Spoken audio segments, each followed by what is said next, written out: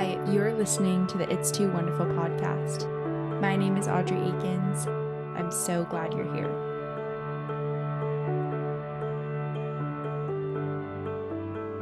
This show is inspired by Psalm 139. You have searched me, Lord, and you know me. Such knowledge is too wonderful for me, too lofty for me to attain.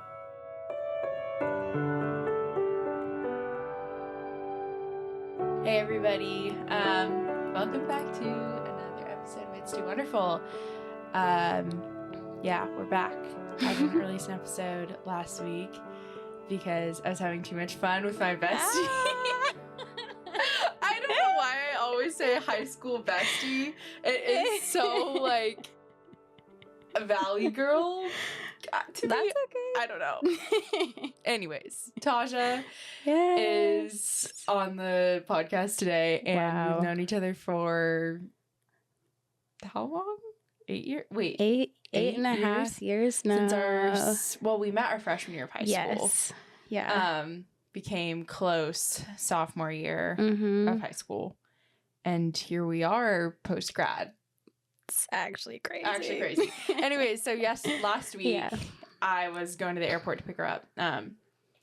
Anyways, that's why there wasn't an episode, but I'm really excited for this week's episode because we're actually kicking off a really important series to me that I think is really going to shape the future of what this podcast is. We just finished a little mini series on wilderness. And what it means to be in a state of loneliness and the concept of place and the concept of community. We talked about that with Marina, and now we're getting into a series on identity. And I'm really excited that Taja's here to just like chat about it. But we'll see where this episode goes because it's just me, Taja, and a bunch of stories from the past 8 years, and also just things that the Lord has taught us when we've not been together because we didn't go to college in the same place. So, anyways, thanks for tuning in. It's gonna be fun. Okay, Taj, something that I ask people when they first come on the show is what they're most looking forward to today.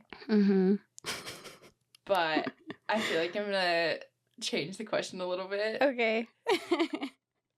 Just because of, the dynamic of today. I'm about to take her to the airport. Literally so sad. After this. Cries. What has been your favorite part of this week in Nashville? Girl. I think there could be a whole episode. Tasha's week in Nashville. This is a breakdown. Crazy week. Absolutely insane. I think for me, like a lot of people were asking me like, oh, what are you going to be doing in Nashville? What are you going to be seeing? All of these things because it's such a cool city, obviously, and a lot goes on here. But I honestly was like, it's going to be, pretty chill. Like we're celebrating, her birthday, but I'm going to mostly be really immersed in her community. And that has honestly been the best thing. It was so sweet. I haven't been able to meet, your friends here and meeting so many people in 1 week who have just had such a huge impact on this part of your life was really, really sweet. And just getting to, see the faces in person that match the pictures and hearing you guys talk about your college memories together. It just it felt like I already had family here because they're your family. I think just getting to spend quality time with you and with the people who you really love and have impacted you so much was it was just perfect. It was really, really beautiful. And I every night I would go to bed. I was like, wow, that was such a good day. And it would literally be just like us talking on the couch or going out to dinner or, just it's really, really good quality time with your people. So Yeah. We went on a walk yesterday. We were talking about just the concept of like being enveloped in another family and another community. Yeah. Like that's so far away from your own. Mm-hmm. And I think it was really cool what you said about just the way that like relationships can impact people who aren't even directly in them. Yeah. Mm-hmm. Like can you talk a little bit more about that and like what that means? Yeah. So we had this really cool dinner Sunday night with Audrey's church fam for the season of Epiphany. And it's kind of funny because well, not funny, but we were just praying at the end, like after dinner. We had some silly moments, we had some fun conversation, and then we were just, praying for this next season of Epiphany and honestly just life and for people around the world. And I was gonna pray because we were, taking turns and like popcorning, and I was like, okay, yes, like I know what I want to pray for. And then the prayer got wrapped. The prayer was wrapped, and I was like, you know what, Lord, you knew what I was going to say. Like, I know you're already thinking about answering that prayer.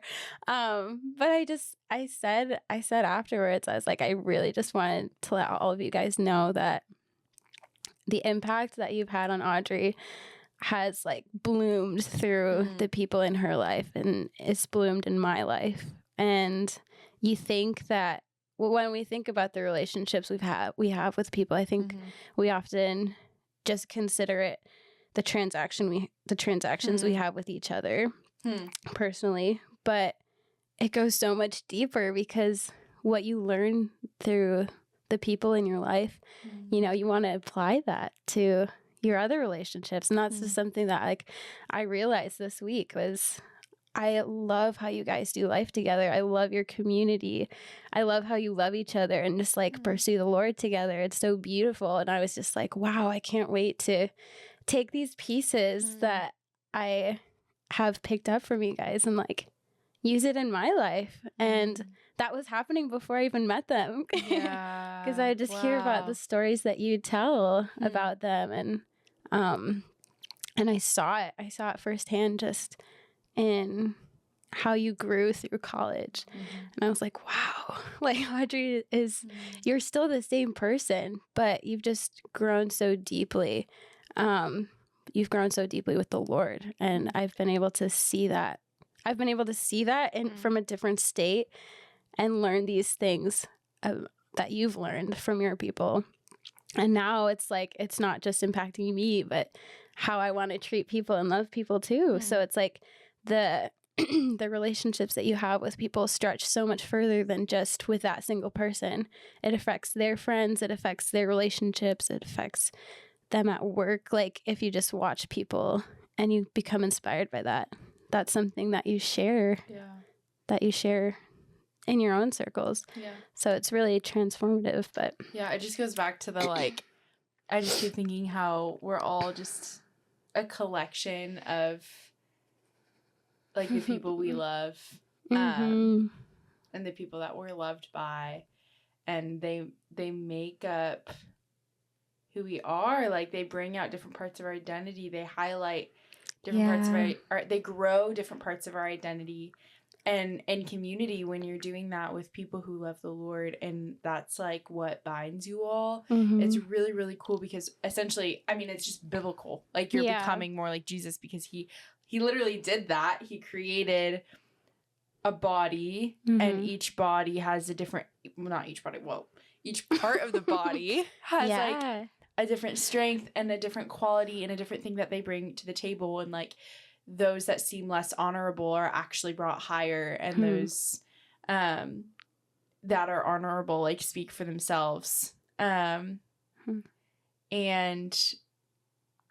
it's so beautiful because it just is a part of like the tapestry that the Lord's weaving of like bringing his kingdom here, in the story that he tells through like his people. And it's just, it was really encouraging for me to like have you see that and to know that like, even though we haven't been in the same place for the last 4 years, like, and I think there's a way you could look at it of like, oh, we missed out on like time we could have spent together, you know? Yeah. But it's just really cool to see that no time is wasted. Yeah. And that somehow, like, I don't know, it's just really cool, like, how the Lord, like, gives us experiences that can encourage each other, even if you haven't lived them with me. Yeah. But yeah, I don't know. I think going off of that, do you want to share a little bit about what your college experiences was? What your college experience... I can't talk today. What your college experience was like, specifically in relation to like faith.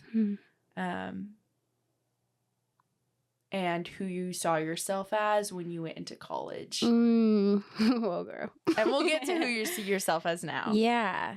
Yeah. Okay, sorry. Can you repeat that last part of the question again? Yeah. Can you share a little bit about your faith when you entered college and who you saw yourself as a freshman? Like, who was Taja? Who did Taja perceive herself as a freshman in college? And then eventually I want to talk about, like, who you see yourself as now and, like, what changed. That's good. Yeah. Whew, yeah. Well, the start of college is crazy. 2020. Yikes. Oh, yeah. So that's, like, that's, like, its own thing. Yeah.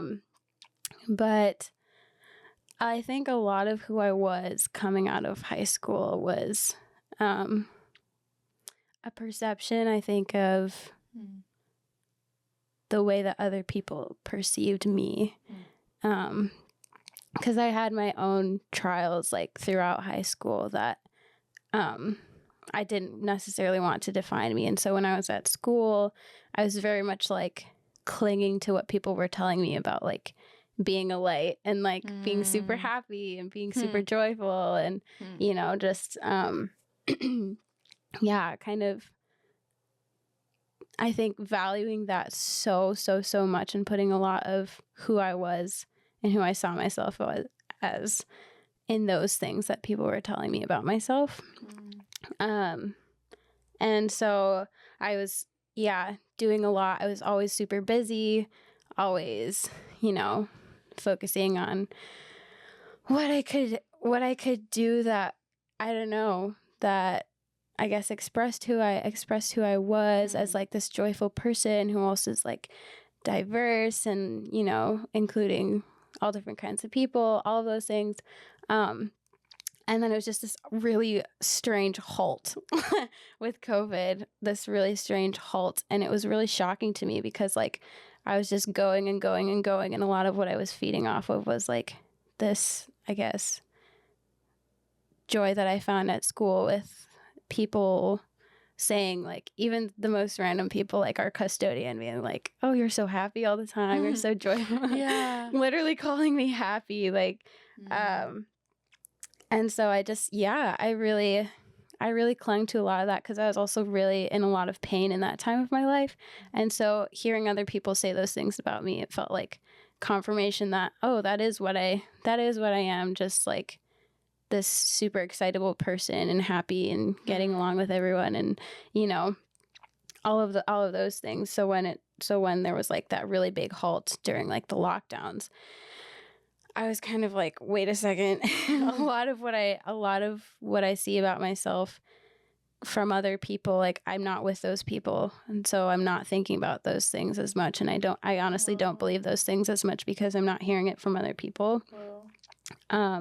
And so my freshman year of college, I actually lived with my sister and her husband for the first year because everything was online. I knew that I didn't have a roommate, or my roommate decided not to stay in the dorm. So I had to really last second, like, change my decision on where I wanted to live. So I ended up living with my sister. So I didn't meet anyone really. My freshman year, that was at my school. Yeah. And then I ended up moving my sophomore year to campus. And I just like, I felt a lot of loneliness because I kind of felt like a step behind, and I hadn't like gotten to know the university very much. But also I just like, during that year of being with my sister, it was crazy because it was really healthy to be with her and really good for me. But I also was just like in my head a lot. Like, who is Taja when no one? Yeah. Like without anyone else. Right. Yeah. Right. And so that was really hard because I knew the Lord, but I wasn't resting in who he has called me to be or who he sees me as, what he has said about his children. I wasn't resting in that. I was so focused on like how the world has usually seen me and how these people who I've known for such a long time. And now that I don't have these people in my life, like it was kind of a really shocking and kind of scary feeling. But yeah, so when I got to school, finally, when I got to campus, I like had this mindset of isolation, and I wasn't as outgoing as I was in high school. I wasn't like going out of my way to make people or to meet people. I had a job that took up quite a bit of time on the weekends, and so I was like still very much like isolated in my head.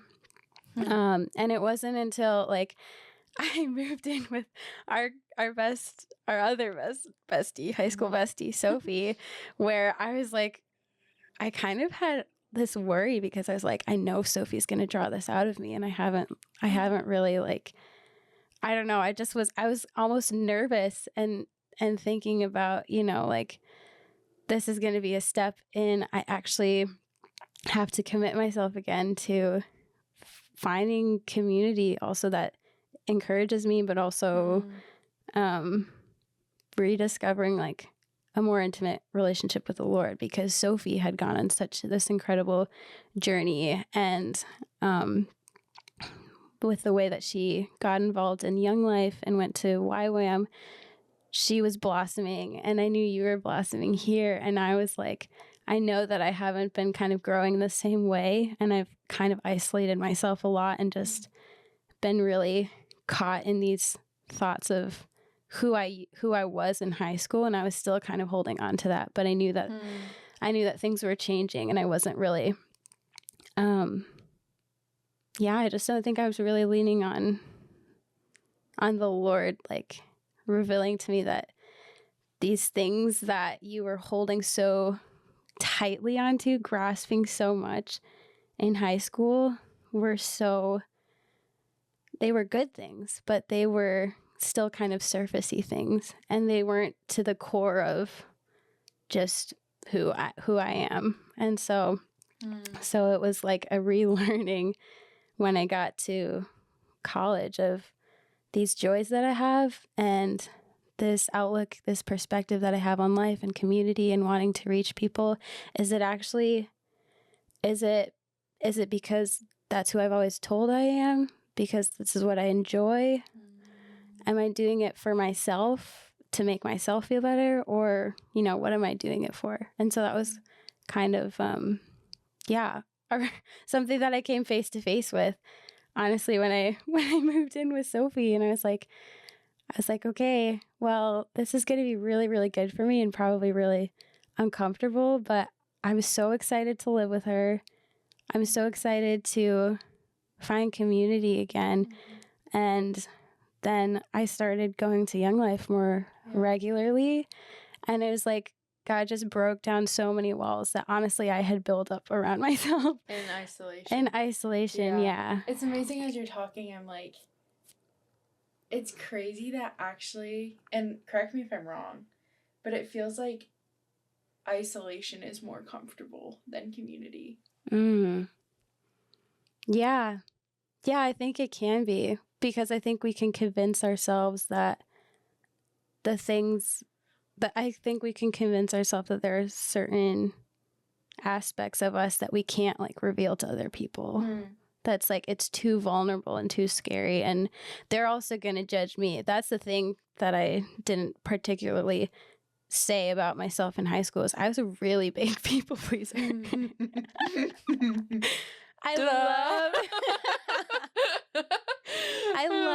I love people so much, but I was a really big people pleaser.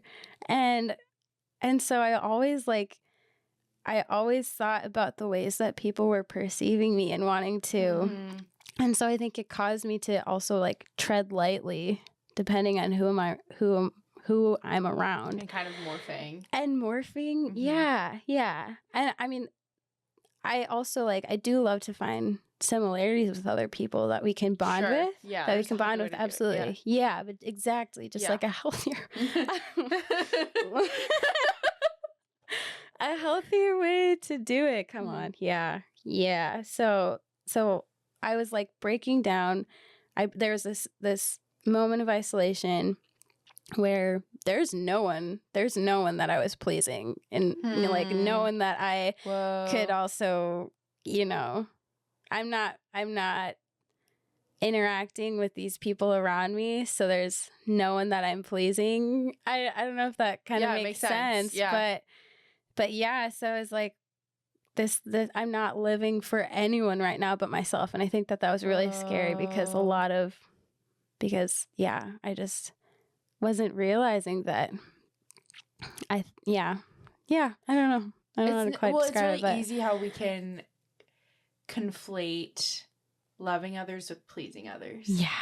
Yeah, girl. Like, that's something that the Lord has convicted me of like, oh, well, I'm just loving people. Like, I'm called to love God and love people. So, like, of course, I want to do things for people and, like, make sure everyone around me feels loved and safe and belong, you know, and but so, like, with just, like, a little twist, it can become you're pleasing people. Yep. And it's really interesting because when that happens, your identity starts to come from the people around you instead of coming from the Lord. Because when you're loving people, your identity comes from the Lord, and then that overflows into the people around you. But when you're pleasing people, your identity comes from them.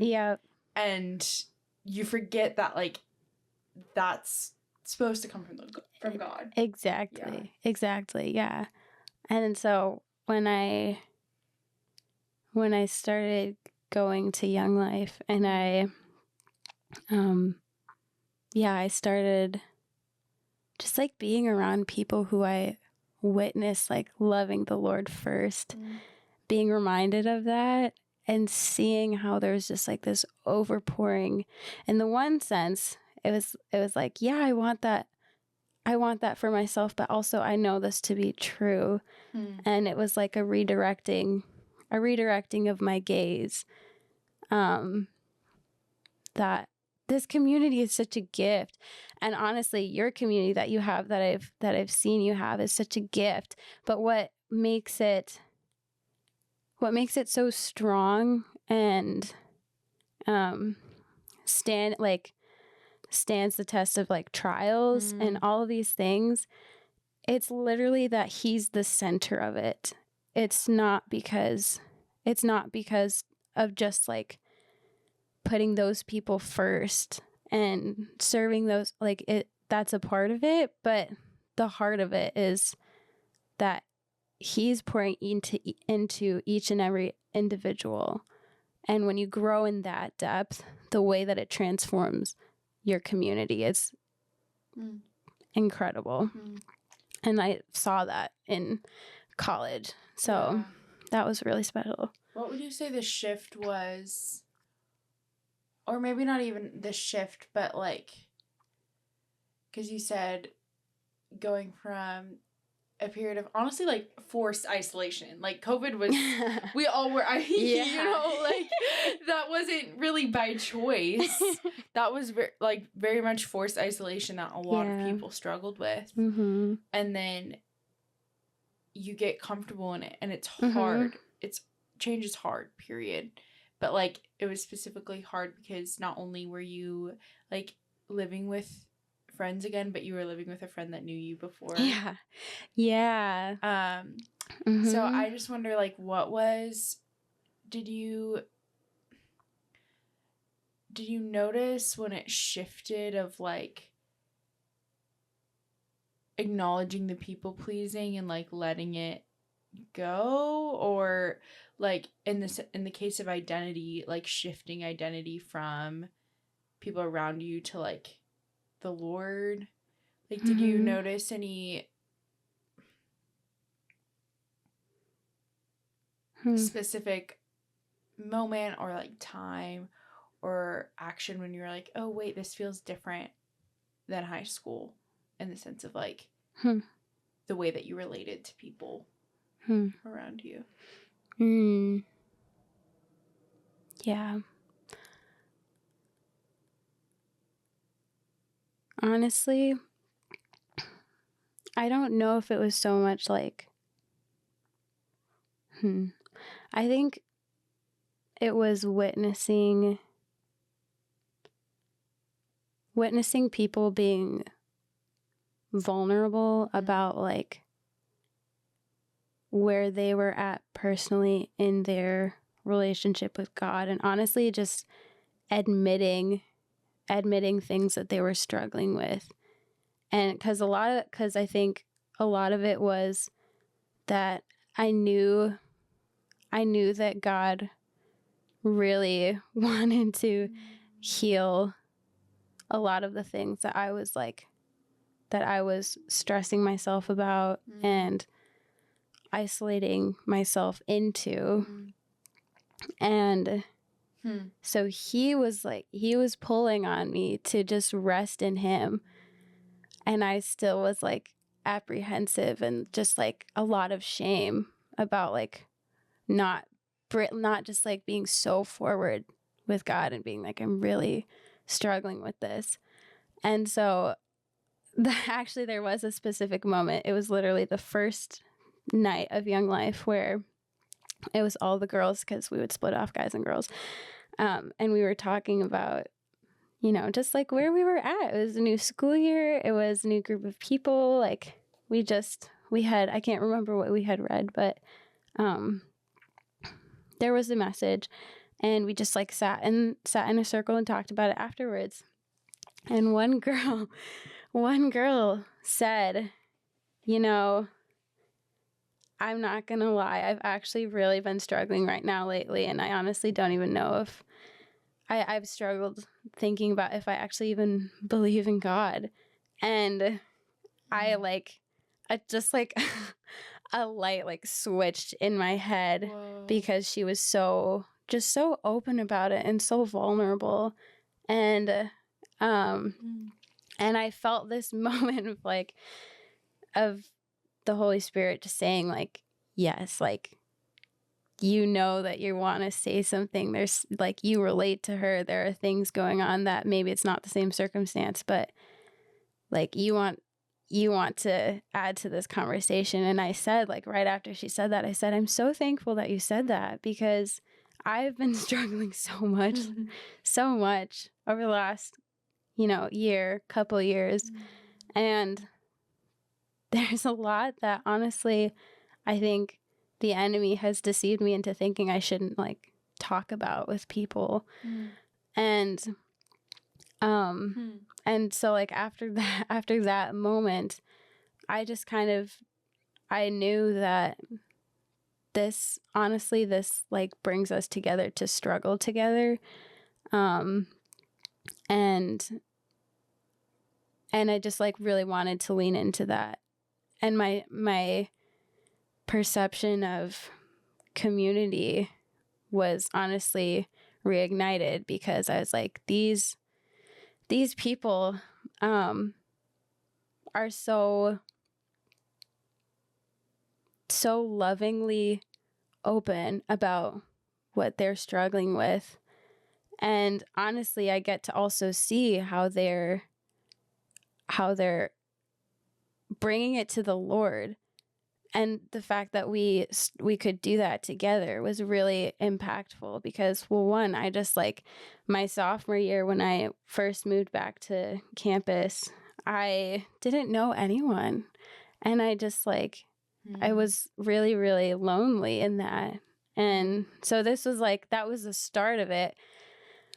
But also, I like just even the Holy Spirit saying to join that conversation, I was like, he wants me not just to be here with these girls and to be in this community, but he wants me to know that I'm supposed to rely on him and that he's been speaking to me this whole time. And I've had this kind of aching of fear, honestly. Wow. So yeah, I don't know. That was kind of a long answer, but it was that one moment though, where I was like, face it, like just face it right here, right now, because it's so good for you. It's so good for you to just surrender it. And that's honestly been a big part of that journey, is just like surrendering that fear, and the denial. I think we can be tricked so easily into thinking that like being silent about something is safe because we're not exposing it, and that the exposure is where we get hurt. But actually, a lot of the hurt comes from just like keeping it to yourself. So that was a really big moment for me. Yeah. And I don't think I'll ever forget that too, because that just like opened the floodgates for the rest of my time in college, honestly. And it was still like, there was still a lot of chipping away along the way and like relearning that over and over again. But that was like a really big moment for me to realize like that. Yeah. That's so cool that vulnerability is like the key to unlocking belonging, honestly. Like in my head while you were talking, I was thinking about how vulnerability leads to belonging, and belonging forms identity, and how that's so, I mean, that's literally like our relationship with Jesus. He like, that's literally Psalm 139. Oh my gosh. Like, you have searched me, Lord, and you know me. Yeah. And it's like, no, it's good. Like you said, like, it's like, wait a second. Yeah. Yeah. But like, that he knows us. And so, because he knows us, we belong. And like, he knows us, he chooses us, he grafted us in.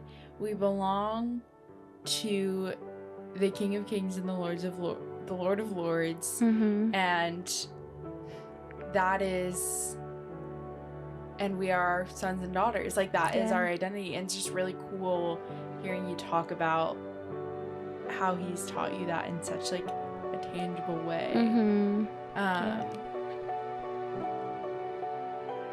Yeah. That's just so beautiful.